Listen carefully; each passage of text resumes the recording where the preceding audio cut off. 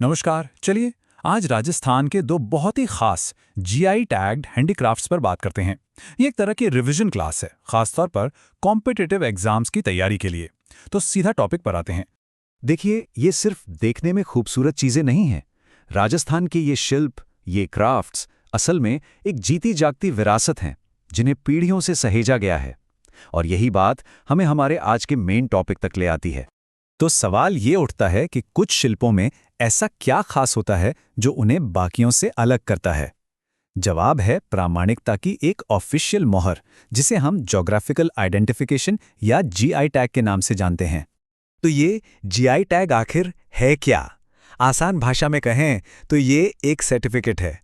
ये बताता है कि कोई प्रोडक्ट किसी खास जगह से है और उसकी जो खूबियां हैं, उसकी जो पहचान है, वो उसी जगह की वजह से है। एग्जाम के लिहाज से ये एक बहुत ज़रूरी पॉइंट है।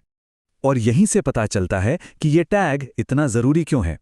ये न सिर्फ कारीगरों को नकल से बचाता है, बल्कि ये भी पक्का करता है कि हमें जो सामान मिल रहा है वो असली है। और सबसे बड़ी बात, ये उस जगह की सांस्कृतिक पहचान को जिंदा रखता है। ठीक है, तो चलिए अब अपनी पहली केस स्टडी देखते हैं। ये एक ऐसा शिल्प है जो अपनी बारीकी और शाही इतिहास के लिए दुनिया भर में मशहूर है, थेवा कला। इस स्लाइड को तो बिल्कुल ध्यान से देखिए। एग्जाम के लिए सारे जरूरी फैक्ट्स यही हैं। थेवा कला क्या है? कांच पर सोने की मीनाकारी।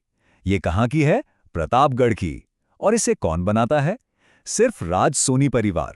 और हाँ, इसे जीआई टैग मिला हुआ है।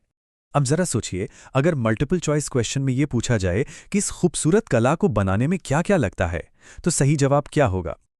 और जवाब यहाँ है। ये दो चीजों का एक बेहतरीन कॉम्बिनेशन है। बेस के लिए रंगीन बेल्जियम ग्लास और उस पर डिजाइन बनाने के लिए सोना, जिस पर बहुत बारीकी से काम किया जाता है।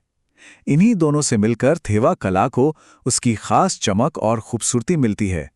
और हाँ, एक और जरूरी बात जो एग्जाम में पूछी जा सकती है, इस कला के माहिर कारीगरों का एक खास नाम है, पन्नीगर। ये नाम ही बताता है कि ये कला कितनी खास है और इसे बनाने वाले कितने हुनरमंद हैं। चलिए अब थेवा कला से आगे बढ़ते हैं और अपने दूसरे जीआई टैग्ड क्राफ्ट को देखते हैं, जो अपनी खास बुनावट और हल्केपन के लिए जाना जाता है, कोटा डोरिया। थेवा कला की तरह ही यहाँ कोटा डोरिया के मेन फैक्ट्स हैं। ये एक खास तरह की स्क्वायर पैटर्न वाली बुनाई है, जिसे मसूरिया भी कहते हैं, और ये मुख्य रूप से कोटा के कथून और बारान के मांगरोल में बनाई जाती है। अब इस तारीख पर खास ध्यान दीजिए। साल 1999-2000 में कोटा डोरिया को जीआई एक्ट के तहत पेटेंट करवाया गया था। ये वो छोटी छोटी डिटेल्स होती हैं जो अक्सर एग्जाम्स में पूछ ली जाती हैं। तो इस कपड़े को इतना खास क्या बनाता है?